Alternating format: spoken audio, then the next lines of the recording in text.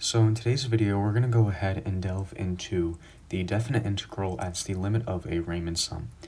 And essentially, this is a very crucial concept as it is kind of a sort of preliminary for the Riemann integral, which is a concept we're not going to cover in Calculus 1 because it appears more so in real analysis and, the calculus of manifolds.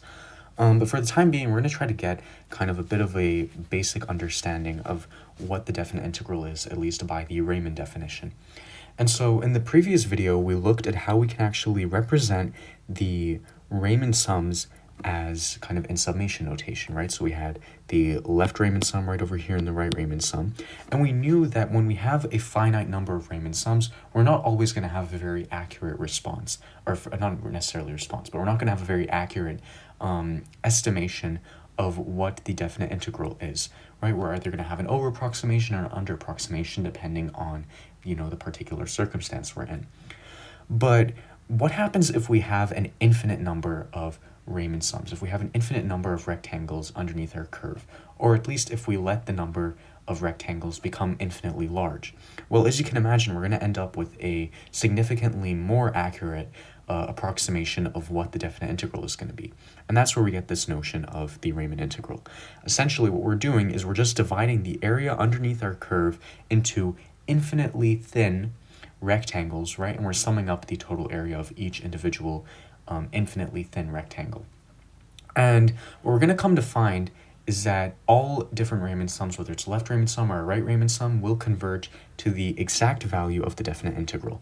So let's go ahead and see what the actual definition of this limit is going to actually be. So let's say we wanted to integrate a function f of x over the interval from a to b, right? So the definite integral from a to b of f of x dx, right?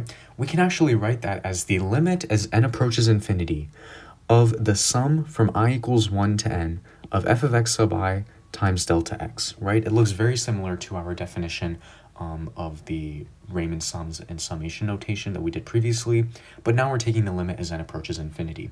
And here I have the definitions of delta x and x sub I and n. They're the same essentially as the previous definitions that we used in the previous video. And so what's kind of happening here geometrically is that as n gets infinitely large, if we look at delta x, that kind of tells us the width of each individual rectangle. As n gets infinitely large, as n approaches infinity, we know that n is in the denominator. So as n gets infinitely large, then delta x is going to become infinitely small. It's going to approach 0, right? And so because of that, the width of each individual rectangle is going to become infinitely small. We're going to have infinitely thin rectangles. And because of that, the area is going to converge to the exact value of the definite integral, right? So the total area of the sum of all of these infinitely thin rectangles is going to actually approach the exact area of this definite integral as n gets infinitely large. So, if you have 100 Riemann sums, that's a pretty accurate estimation, but it's not as accurate as if you had, for example, 100,000 Riemann sums or 1,000,000 Riemann sums. Or if you had infinitely many Riemann sums, then we would get the exact value of the definite integral, right? And so that's kind of just a way to think about it. And the reason why we use the indices from I equals 1 to n rather than kind of, the left Riemann sum indices is simply because both the left Riemann sum and the right Riemann sum, and as a matter of fact, the midpoint sum, will actually all converge to the same value as n approaches infinity. But the proof for that, the formal proof for that, is a little bit outside the scope of this video. But if you want to think of it intuitively, you can think that these infinitely thin Riemann sums are all just going to eventually end up with the same area. They're all going to sum up eventually to the same area as they all become infinitely thin. It doesn't really matter whether you sum it from the left side or from the right side. You're going to just end up with the exact value of the definite integral. So as a standard convention, we just use these indices that we have described over here.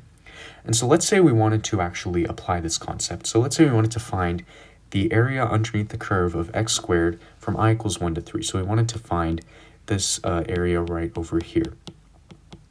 Right, and we know that we can represent this area, we can represent this area as the definite integral. That's a very ugly integral. Let me fix that.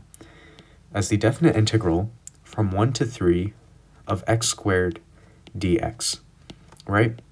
And now how can we actually go ahead and write that as the limit of a Riemann sum? So let's go ahead and start off with writing out our limit. So the limit as n approaches infinity of the sum from I equals 1 to n. And we can't exactly set n to be equal to infinity because kind of geometrically it doesn't really make sense to have an infinite number of rectangles in a finite area. But we can let n get infinitely large though, so we can take the limit as n approaches infinity, but we just can't set n to be equal to infinity. So now let's determine our individual variables. So delta x is going to be b minus a over n. So delta x is b minus a over n. We know that b is going to be 3 in this case, and a is going to be 1. So 3 minus 1 over n, so that's just going to be 2 over n. And then the next thing we need is x sub I. X sub I is just going to be a, right? It's going to be a, which is 1, plus delta x, which is 2 over n times I. And now we need to think about what f of x sub I is going to be, which we know that f of x is x squared, so f of x sub I is the same thing as f of 1 plus 2 over ni. So it's just going to be x sub I squared, which is 1 plus 2 over ni quantity squared. And now we just need to put all of the pieces together to end up with our Riemann integral definition. So 1 plus 2 over n times I squared. And we're going to multiply that by delta x, right? And so that's going to be times 2 over n. And so this right over here would in fact be our final answer. That's how we could represent this definite integral as the limit of a Riemann sum. And I encourage you to actually go ahead and look at previous examples we did of definite integrals and see how you can actually represent those as limits of Riemann sums, because it's very crucial to have an understanding of this concept so we can really geometrically have a sort of intuition and a proper understanding of what the definite integral is really representing in 2 dimensions.